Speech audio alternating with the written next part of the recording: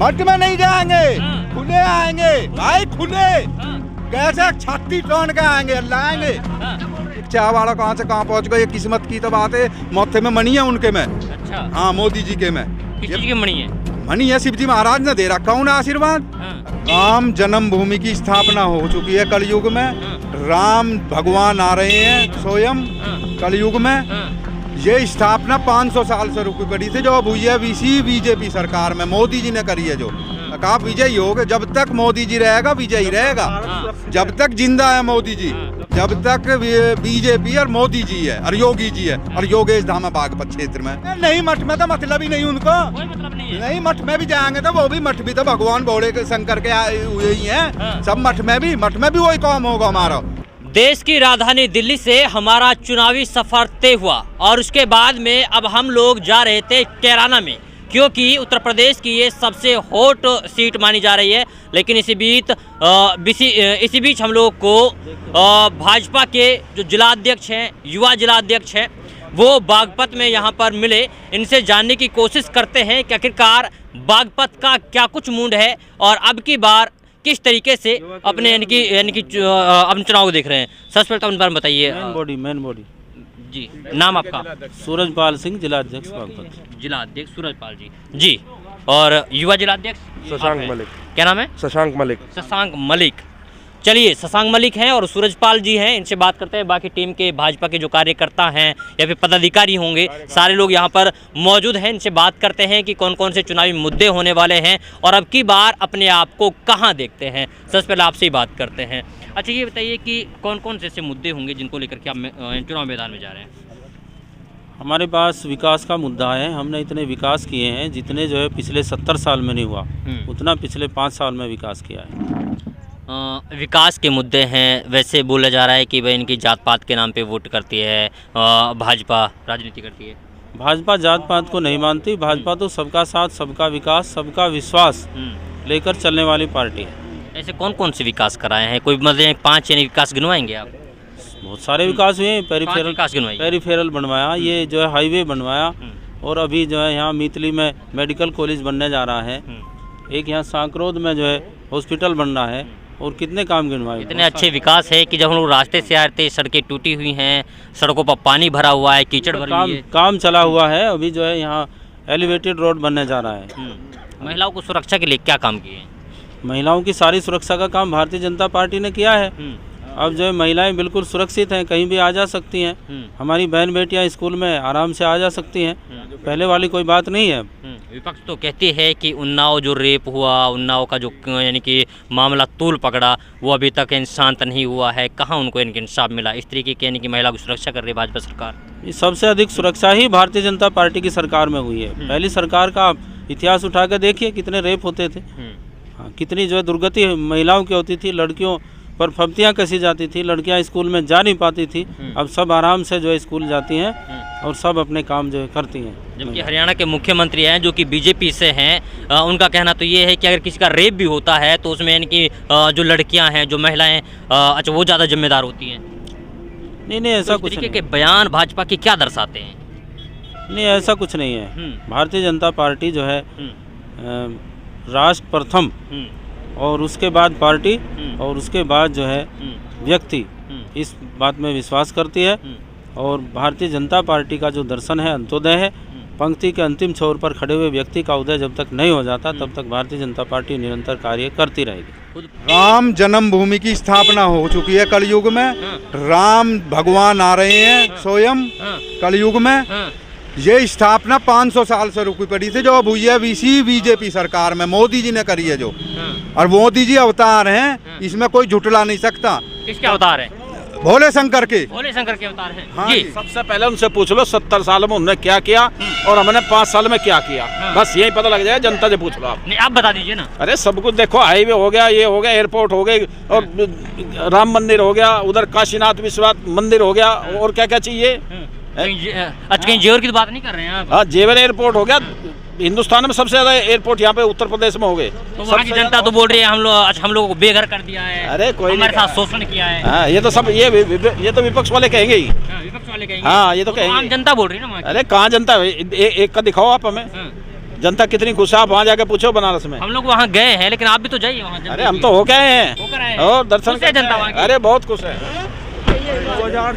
2024 में तो मोदी जी आएंगे दोबारा, और 22 में योगी जी आएंगे, और बागपत में भाई योगेश धामा जी आएंगे अब की बार। बागपत में? हाँ जी। अच्छा, ये बताइए। हाँ, पक्का हाँ। पक्का। अच्छा, यूपी की तो सियासत रही है कि दोबारा इनकी सरकार नहीं आती है, बदलती है हर बार। किनके जी? यूपी की यानी कि इतिहास रहा है।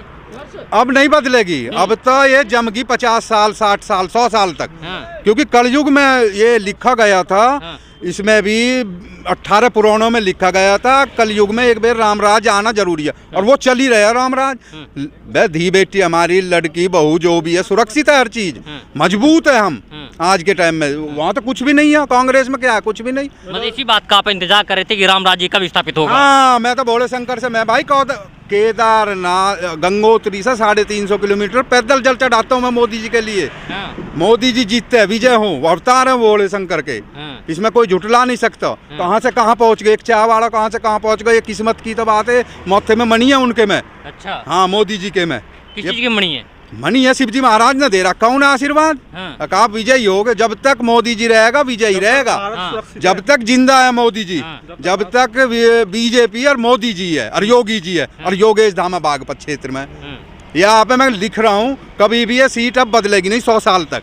ये नींव जम चुकी है, राम मंदिर की जो स्थापना हुई है वो नींव जम चुकी है अब कलयुग में।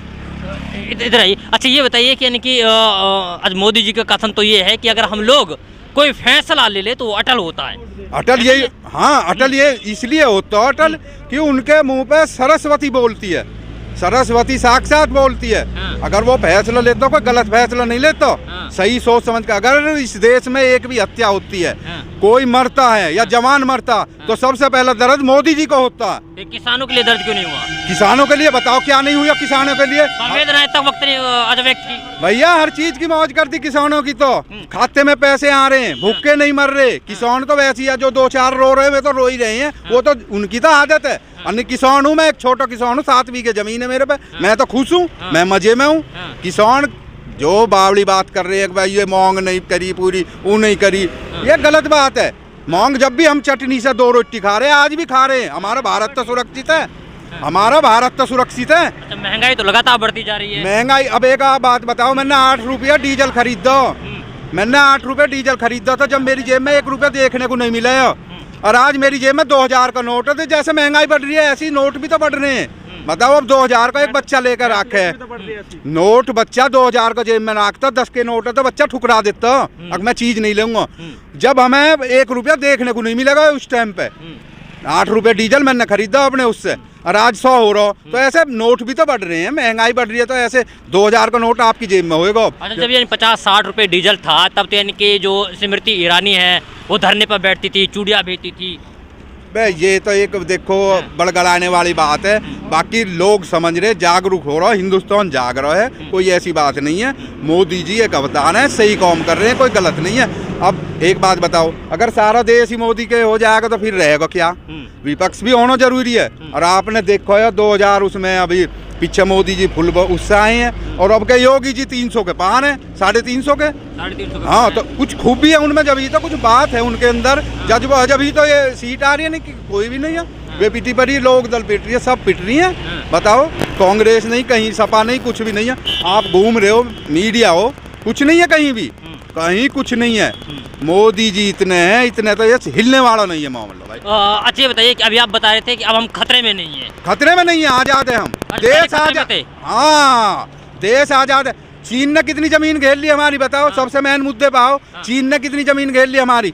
सारी जमीन घेर ली कांग्रेस राज में। मोदी राज 1 इंच भी अगर पाम भी धर ले, पाम नहीं पता है, मतलब गाँव बसा दिया चीन ने। हाँ, चीन ने गाँव बसाया हो, तो उनकी जमीन में बसाओ, हमारी में थोड़ी इंच भी घुसे, इतना भी ना घुसने दे, इतना भी नहीं है। अरे प्रभु, वो तो हमारी जमीन में तो घुसे हैं चीन के लोग। वो तो हाँ। भाई पहले ही घेर ली। हाँ। चीन ने पहले ही घेर ली, जो जमीन घेर ली कांग्रेस राज में। हाँ। अब तो इंच भी नहीं है। हाँ। और हम कश्मीर भी लेंगे। हाँ। हमारा नारा कश्मीर का भी है। हाँ। कश्मीर हमारा अंग है। अच्छा। ऐसे नहीं देंगे हम किसी को, पाकिस्तान हो या कोई भी हो। हम लड़के मर के उसे छीनेंगे, लेंगे। अच्छा, आपको पहले किस चीज का खतरा था, किससे खतरा था पहले आपको? खतरा आतंकवाद और चोर है, डकैत है, हमें गांव में निकलने को पानी भी नहीं है। वह जो पानी चलाने जा रहे हैं तो जब ही हमें नुका देते जो कुछ है। और अब कुछ है ही नहीं, अब तो खुले जा रहे हैं, खुले आ रहे हैं। गुंडा राज खत्म है, जाग रही है सरकार, सब चीज हो रहा कौम, एक वो भी नहीं है। अगर आदमी अब सुख की जिंदगी जी रहा भाई अब आदमी। अच्छा, मुझे ये बताइए कि आपको याद होगा पुलवामा अटैक हुआ, वहाँ पे यानी कि RDX आई, यानी कितने सारे जवान हमारे शहीद हो गए, आपको याद है वो सब चीज़ें? याद कैसे कैसे मतलब ना? सुरक्षा में चूक हो गई? बस सुरक्षा में क्या है, जब मानव बम आवे भैया सोच के आवे। अब एक बात बताओ, जहाँ परिंदा पर नहीं मार सकता वहाँ पे RDX चली जाती है। RDX अब भैया देख, ये तो बड़े लेवल की बात है। देख मैं इतनी नहीं जानता, मैं किसकी गलती बताऊंगा, मैं मानते हैं? बताऊंगा। हाँ, बताइए। ये RDX कुछ लोग जो होते हैं जो देश के गद्दार हैं और वो है, उनकी बदौलत जाती है वो। वहाँ कौन पहुँचा, गद्दार कौन पहुँचा वहाँ? गद्दार तो पहुंच ही जाम। अब आप ये कहोगे किसी चीज में गद्दार नहीं है, हर चीज में गद्दार घुसे पड़े, हर चीज में। इस देश में गद्दार है, इस देश में आतंकवादी है भाई। सहज सारा काम होएगा। मोदी जी कर तो रहे हैं, सबका सफाया कर रहे हैं, बताओ का क्या नहीं कर रहे? योगी जी सबका सफाया कर रहे हैं, मोदी जी कर रहे हैं सफाया। सहज ही तो होगा भाई, एकदम यूँ कहने का बालक होएगा तो 9 महीने पेट में रहेगा, जब बाहर होएगा जब ही तो पैदल चलना सीखेगा वो। अब सहज हम सीढ़ी चढ़ रहे हैं, सब खत्म कर देंगे रामराज की स्थापना। अच्छा, योगी तो मठ में चले गए। मठ में नहीं जाएंगे, खुले आएंगे भाई, खुले। हाँ। कैसे छाती टोन के आएंगे, अल्लाह आएंगे। घर वापसी होगी उनकी, हैं? घर वापसी हो गई। अरे नहीं, भोले बाबा का आशीर्वाद है उन पे कि राम जन्म की स्थापना कर दी, वो घर जाएंगे। वो तो आगे बढ़ रहे हैं भाई। अच्छा, हाँ, मठ में छुपकर? अरे नहीं, मठ में तो मतलब ही नहीं उनको, कोई मतलब नहीं है। नहीं। मठ में भी जाएंगे तो वो भी मठ भी तो भगवान भोले के शंकर के हुए ही हैं। हाँ। सब मठ में भी वही काम होगा हमारा। मठ की बात नहीं है, मठ में भी तो हम वही काम करेंगे जो अब कर रहे हैं भारत में। तो कौन बनेगा मुख्यमंत्री अब? मुख्यमंत्री योगी आदित्यनाथ और बागपत में विधायक योगेश धामा। अच्छा, हाँ। कितनी सीट आने वाली है? पक्की। चलिए, नोट कर लीजिए एक बात और। हाँ, क्या? 300 पार। हाँ। ये शिव जी को भगत बोल रहा, भोले शंकर का। 22 साल मुझे कोविड लाता हो गया हरिद्वार से, हाँ। और केदारनाथ जल चढ़ाया मैंने गंगोत्री से। 500 किलोमीटर में पैदल चलता हूँ, भंडारा लगाता हूँ। नोट कर लीजिए 300 पार। 300 पार। 300 पार, योगी जी पार। चलिए, ये यहाँ की जनता है बागपत इलाके की, जिनसे हम लोगों ने जानने की कोशिश की कि अब की बार किसकी सरकार ये लोग देखना चाहते हैं, किसकी सरकार यहाँ पर आने वाली है। खैर, ये तो वक्त बताएगा कि आखिरकार यानी कि जब रिजल्ट आएंगे चुनाव की तो उस वक्त किसकी सरकार बनती है। और आप इस पूरी रिपोर्ट को लेकर क्या कुछ सोचते हैं, आप भी अपनी प्रतिक्रिया कमेंट बॉक्स में जरूर रखिएगा।